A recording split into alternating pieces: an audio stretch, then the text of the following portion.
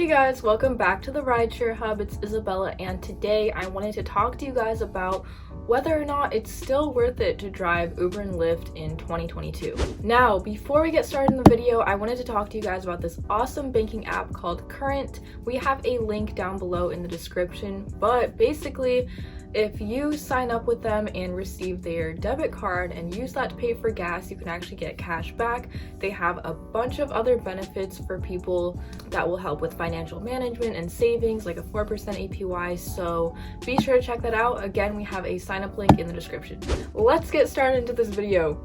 So if you are wondering if it's still worth it to drive Uber or Lyft in 2022, whether you're still a driver right now, you're a new driver wondering if you should stay in it, or if you've been thinking about joining Uber and Lyft. So I have a lot of valuable information for you guys, and I'm just gonna get straight into it. Alright, I wanted to start off by sharing some information from an actual driver, and his name is CJ Jones.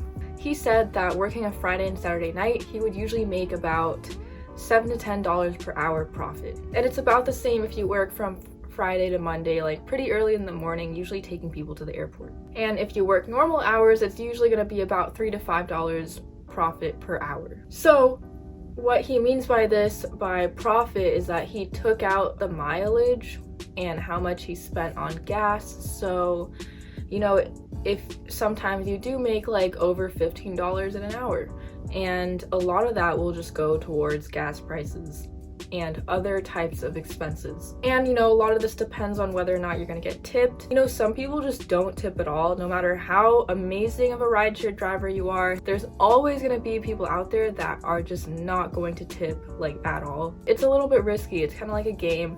You know, you really need to weigh out your options and see if it's gonna be worth it for you. So yeah, that was just one driver's opinion on it that I wanted to share with you guys so you could get a little bit more information. These are some pros and cons of doing Uber and Lyft. You do have the potential for high earnings, but that doesn't necessarily mean you will get that. You can get lucky, okay? Sometimes you'll have a really good week where you can make like $1,000 in a week, obviously depending on how much you drive, but you know, a lot of that is going to go towards gas. I have heard people say that they've spent like $200 in a week just on gas doing regular Uber driving. So you do have to take that into account.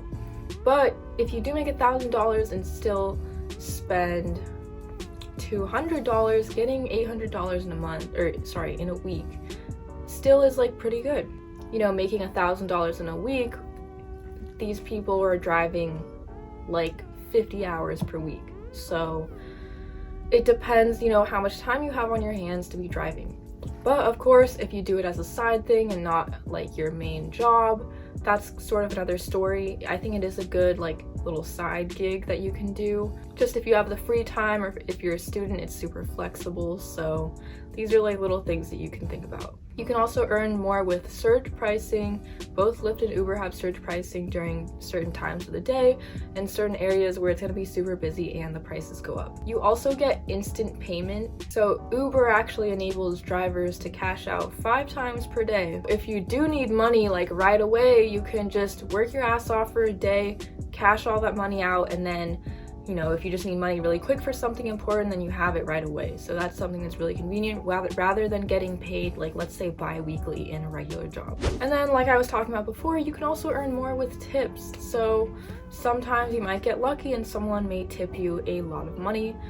Sometimes you won't. I actually had an Uber driver who said she drove Anderson .Paak, who is a pretty famous artist, and this was before he was like super famous, but he was still like pretty up there, and she said that they had a great conversation and he ended up tipping her an extra $40. So that was super nice, and it was only like a 20-minute drive from the airport. So that plus what Uber pays you is like a lot of money to be making in such a short amount of time. So you never know, you could get really lucky like that. So some of the cons is that you do need to have at least a year of driving experience with Uber. I'm not sure what it is with Lyft.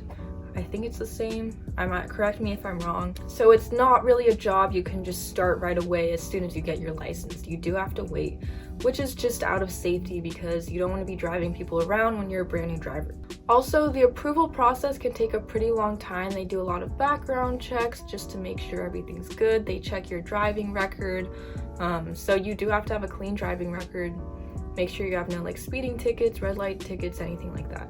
So I'm sure this is what you guys all want to know. Is Uber and Lyft worth it with these insane gas prices? Inflation is absolutely crazy right now. Obviously, we can see we're like kind of in a recession, so I would understand why you'd be concerned about this. A ton of Uber and Lyft drivers have been quitting due to these rideshare apps not being super accommodating towards their drivers with that. I mean, one thing that Uber is doing is that you can actually rent a Tesla, and it's about $330 per week, and that includes maintenance and insurance. So if you do drive enough, like what I was talking about, like maybe 50 hours a week, which is really making it like a full-time thing, then it would be worth it for you to rent a Tesla through Uber, because that way you don't have to spend money on gas.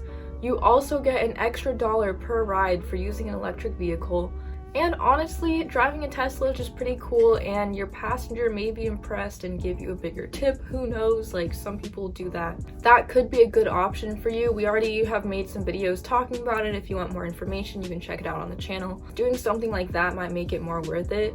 Or if you have like a hybrid car, or you already have an electric car, that could also help you out a lot with the gas prices. So let me know what you guys think in the comments down below. Do you think it's still worth it to drive Uber and Lyft? I really think it depends on a lot of factors that I've already talked about, but I'd love to hear your guys' opinion. Also, if you want to see more videos from us, we come out with videos every single day. You can give this a thumbs up and subscribe if you want to see more, and I will see you guys in the next video. Bye.